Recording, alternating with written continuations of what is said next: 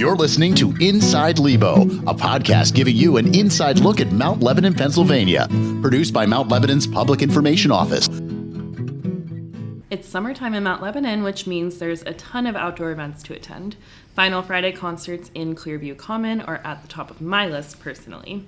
They're the latest iteration of a street party vibe in Uptown and bring in local talent for a fun, free evening of music. Hi, I'm Rachel Windsor, Mount Lebanon's Assistant Public Information Officer and the Senior Editor of Mount Lebanon Magazine. And I'm Ian McMeans, your Assistant Municipal Manager and Municipal Planner. And in this episode, brought to you by True Rivers Jewelry, we're talking about summer in Uptown, one of our favorite topics here in Mount Lebanon. So joining us, as always, for this conversation is Commercial Districts Manager Eric Milliron to talk about what's in store for this year. So Eric, you've been with Mount Lebanon since 2008 and planned many iterations of our summer events. One event that people still talk about is the Ultra Party, and the last time we held one was in 2018. So can you tell our listeners what was Ultra Party? Sure. Ultra Party was an event that was conjured up by some folks that were looking to have events geared to a younger demographic, and that was around 2007, 2008. And the idea came up to like the Jam on Walnut Street in Shadyside, where we would close Washington Road, have a band, beer, and just have a good time, a party on the street. So that was the intent of it when it originated back in 2007, 2008. But in addition to just being a good time on the street, it was also a fundraiser. So it would raise funds for autistic organizations in the South Hills and the region. So that it was a fundraiser as well. So it was a great event. We I think at one point had upwards of 3,000 or 4,000 folks that attended. But like many things, they run the course. It's a very difficult event to manage. There's a lot of volunteers needed and things of that nature. So it ran its life course. So just thinking back over the decade that Ultra Party existed, was there one that really stuck with you? Oh, yeah. Yeah, there's definitely one that sticks with me. You know, when you're doing an event like that, you know, you're always trying to find ways to keep it fresh and relevant to folks. And I thought it might be a good idea to try to break a world's record. And doing a little bit of research, and the research that I was doing happened to be at Church Brew Works in Lawrenceville. And while I was sitting there enjoying an adult beverage, they had a balloon twister for some reason. And he came up and asked if I wanted a balloon hat or something, and I obliged. And while he was twisting this balloon, I said, you know, how many of the, like, what was the most you've ever done? He answered, and I said, well, what's the most that's ever been done? And he didn't know the answer. So like most of us, I got on my phone and I looked it up, and I think the number of most balloon hats in any one place was something like 3,000 or 4,000. I don't remember the exact number. I was like, well, that's scalable. Why don't we try to do that at Ultra Party? So I brought the idea up to the other organizers with the Mount Lebanon Partnership, and they were game. So off we went. So we did the research on what needed to be done. Now, when I thought we were going to do balloon hats, I thought you could just have one like sort of donut, one twist, just put this sort of crown on and off you go. No. You needed to have 3 balloons per hat. So we started to realize that logistically this was going to be a challenge. How on earth are we going to do this? Of course, none of us are clowns or balloon twisters by trade. So at the time, the owner of Eden's Market, Jeff Weiner, had connections with the Shriners and reached out to them, and they were just over the moon to participate in this. So we booked the commission chambers, and we brought in the Shriners, and we spent an entire, I'd say about half a day, filling balloons to the point where in one of our conference rooms, conference room C, we filled the room up with balloons. So we did the math. We had enough balloons inflated to break the record. So fast forward to the actual event. They were always on a Saturday. And on this particular Saturday, the forecast wasn't great. So we were a little nervous about it, but the show must go on, as they say, so off we went. And we had a number of Shriner clowns here in full regalia, the wig, the nose, the large shoes, the makeup, on the street, prepared to distribute the balloons. Now, we had to film all of this, so we had a camera set up, and we were ready to go. Right as the event started, the sky opened up.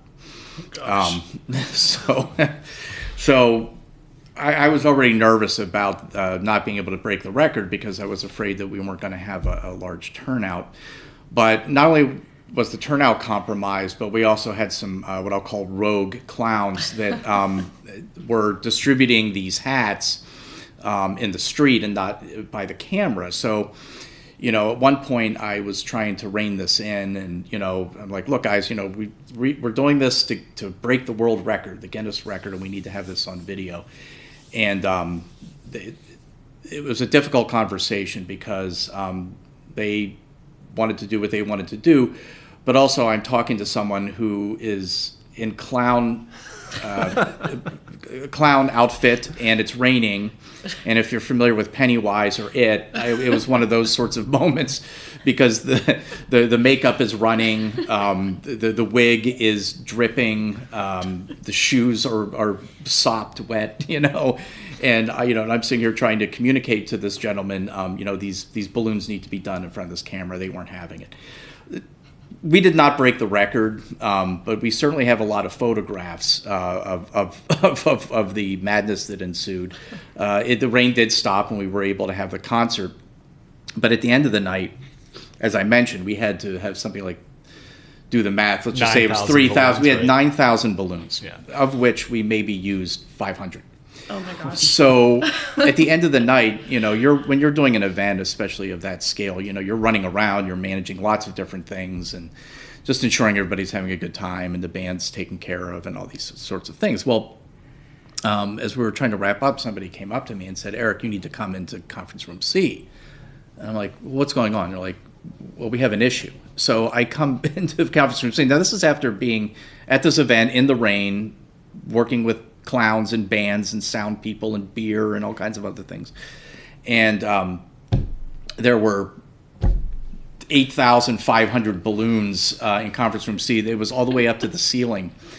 And, we were all exhausted and tired. So I ran up to one of the supply closets. I got thumbtacks and pins, made my hands like cat claws, and jumped into the balloons and then just started swatting like a cat at a ball of yarn. And it was just pop, pop, pop, pop, pop, pop, pop, pop, pop, pop, and so we all joined in. So that was sort of, we popped all the balloons, and to this day you can still find some. They're in the corners, I think. That's kind of like your own version of a rage room after the event. Very much so. But it was fun. We have never attempted to do it again, and we won't. Great. Fantastic. I can see why. The logistics were astounding. Yeah, they were, but it was a great opportunity to hang out with the Shriners were really fantastic, and really went above and beyond, and we were all sad that we didn't break the record, but the weather conspired against us amongst other things. So, but it's a memory now. Yeah. Yep. I'd like to know if that GoPro footage still exists. It does. It does. Okay, I'll have to find it. It does. I haven't looked at it in a while, but it's there somewhere. Well, it seems like over time, you've really taken a lot of the fun parts of the Ultra Party and then sort of split it up over what is now our summer concert series in Uptown Final Fridays. And which, for listeners that aren't familiar, there are 3 summer concerts on the last Friday of June, July, and August in Clearview Common. And before that, they used to be First Fridays, which, as you can guess, were held on the first Friday of the months. So how did we go from Ultra Party to the Final Friday summer concerts? Sure. Well, actually, First Fridays predate Ultra Party. So, we had started a Friday concert series sometime probably in 2005, I think it was. And the Ultra Party actually was somewhat born out of that. If we could do these First Fridays, can't we do an Ultra Party and make it so we close the street and that type of thing. When the Ultra Party ran its course. We did take some of the, like to your point, we did take, for instance, beer sales. We never used to have beer sales at First Fridays, and now Final Fridays. So we kept that piece of it. There is a notion of bringing something back like an ultra party. I know the Mount Lebanon Partnership has been talking about doing another sort of road closure style block party event. More to come on that. That would be next year. So we could still do something at a larger scale, but not this year. But I think the Final Fridays, and again, we changed it to Final Fridays, one to kind of just freshen it up a little bit. But also, as you can imagine, there's a certain big holiday that is always on July 4th. And, we were always hitting up against that. So we figured, well, why not just toggle it? We can still keep alliteration. So we'll just go from first to final. And that's what we've done. And I think it's been received pretty well. We also changed the hours. They had been 7 to 10 based on the requests of some business owners and some others. But it seems to work better from 6 to 9. So we've gone back to those hours. We're really looking forward to this season.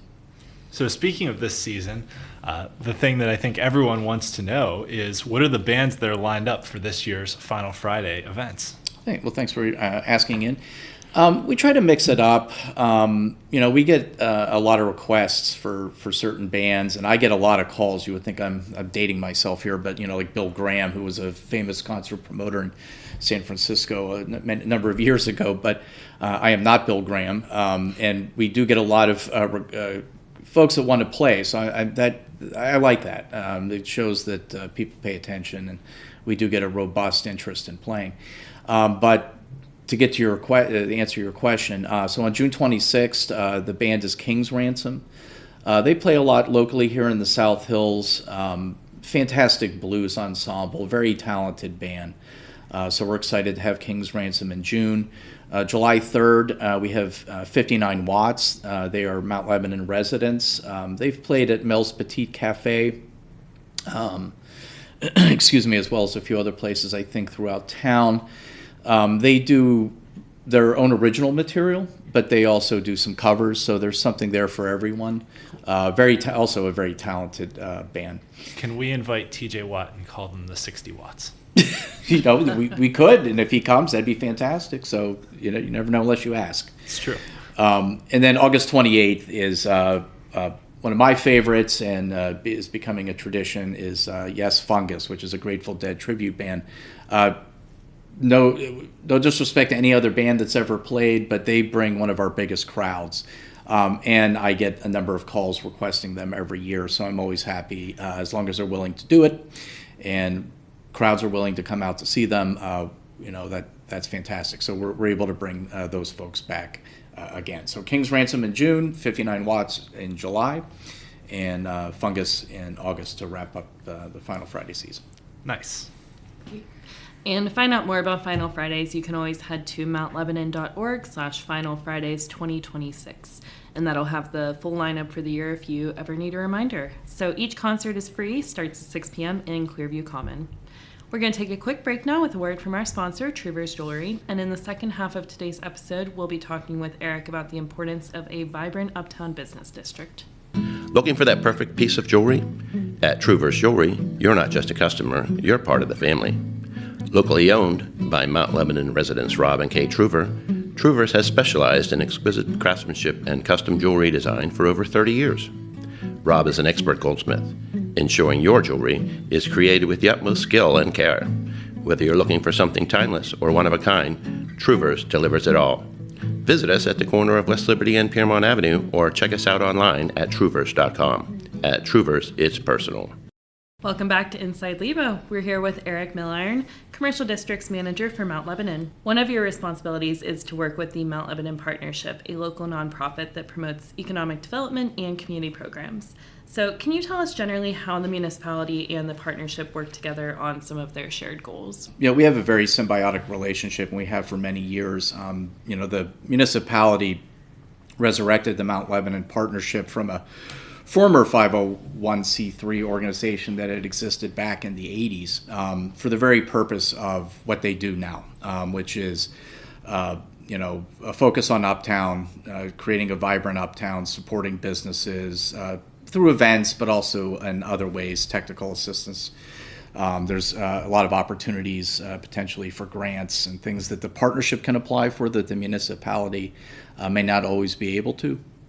So, we work closely on event development. The partnership has taken the lead on pretty much all the events now that you find in the Uptown corridor, from the Uptown Market on Saturdays. That'll be beginning May 30th and run through October, 9 a.m. to noon, to the Mount Lebanon Artists Market, the Curbside Concert Series, which we kicked off last year, which was a busking style event around the Uptown Market, as well as some Final Fridays. So, we work with them on coordinating a lot of the municipal services that are required around those events, because they need to use public space. So, they use the South Lot for the Saturday markets and the Academy Lot for the Artist Market. So, I work with them on ensuring that all of those spaces are secured, and Public Works is dialed in for needs that they may have with that. And of course, with the Public Information Office to amplify things that they do.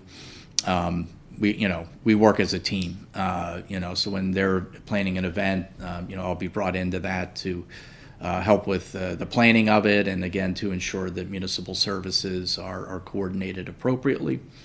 But we're moving in different directions. It's not just about events. The partnership are probably best known for the events, and that makes sense because that's how a lot of people interface with Main Street nonprofits. But there's some exciting new things that they're working on, and they're planning that would assist business and property owners potentially. One that I probably that I can speak about because it's funded. The municipality funded a facade grant program to the tune of $25,000, and worked with a partnership to develop an application process and guidelines. So that's currently information for that can be found on their website. While it's municipal money, it's being administered by the partnership. So any business or property owner in the Uptown District can take a look at that program and apply. It's a dollar for dollar matching grant that can be used for just about anything on the facade. So whether it's a fresh coat of paint or new windows or an awning, new signage, all of the above is available to make application for, and up to $5,000. So if you had a $10,000 project and you applied for $5,000, you could have half of that project paid for with the facade grant while funds last. We're going to be the partnership is going to be pushing that out here pretty soon, but it's already available. So if anyone is listening to this and is a property or business owner in the Uptown District, definitely go to the Mount Lebanon Partnership website and take a look at that, or call me or send me an email. So other than these big summer events that you mentioned between the Uptown Market, the Final Fridays, and then preparation for the fall events, the Artist Market, and then the Winter Market later as we get into wintertime, what is the kind of biggest project that the municipality and partnership are collaborating on right now? Oh, a lot of them. Some are still in the development stages, so we'll save that for another podcast. But the one two. I'm gonna take liberty here, but they're related. So I'd say the Activate Uptown projects and the public art projects. So it's all, to me, under the same umbrella of activating Uptown. So the Activate Uptown initiative is really a series of capital projects, improvements in the Uptown corridor to invest in it and to give it a little sizzle, for when folks come up here.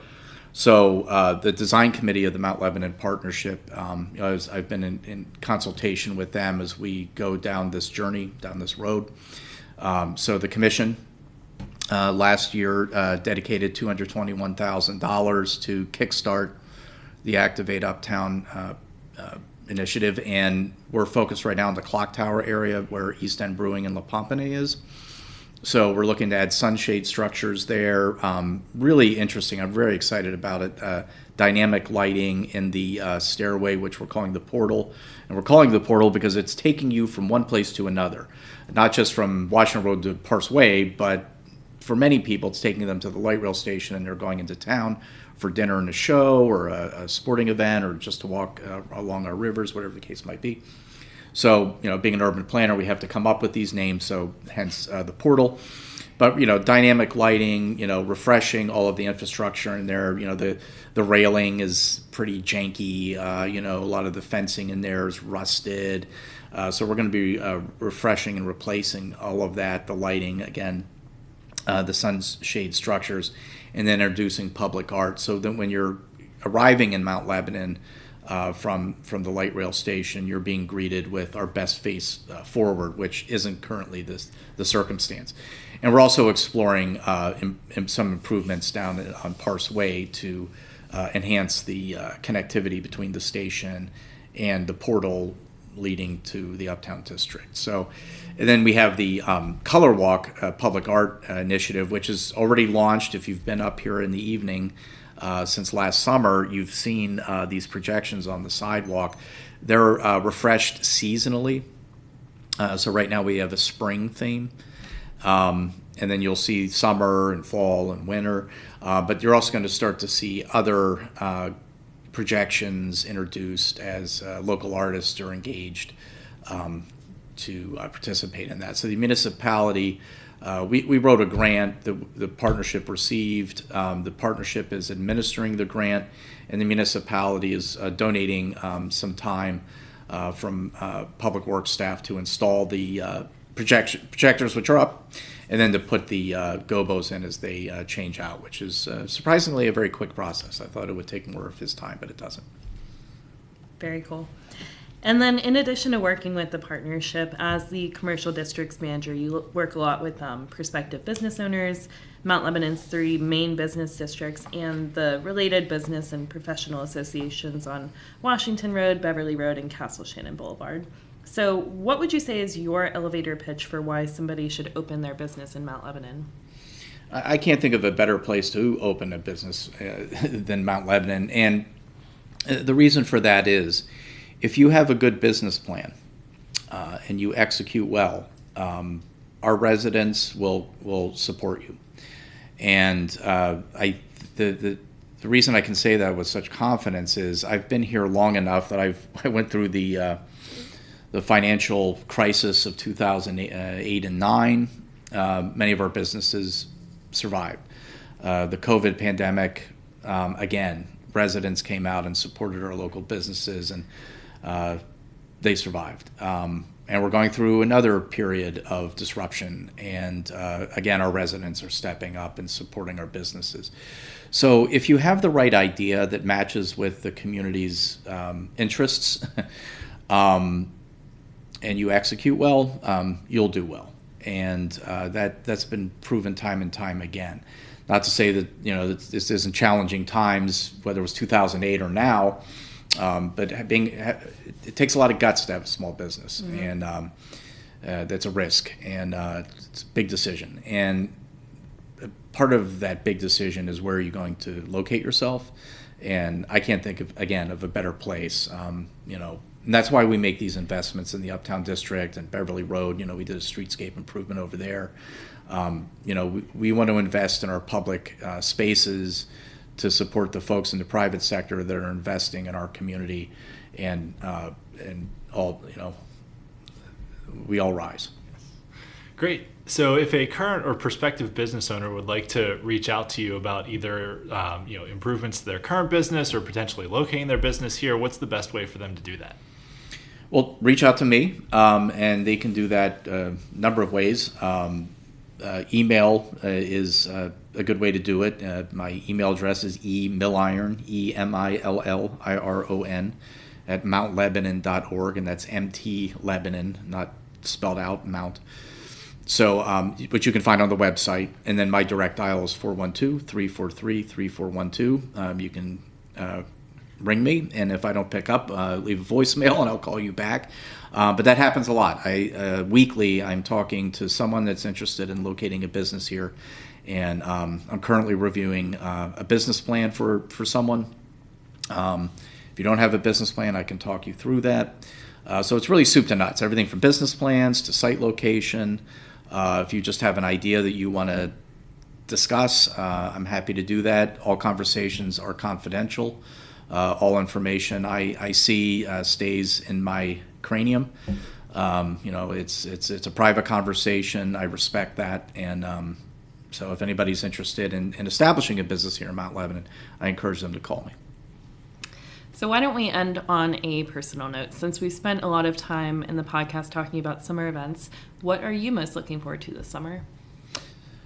Well, we talked about it. I'm a huge music guy, so the concerts certainly are one of my favorite things, and I'm glad that we can provide live music free to the residents and others, because it's just a good time.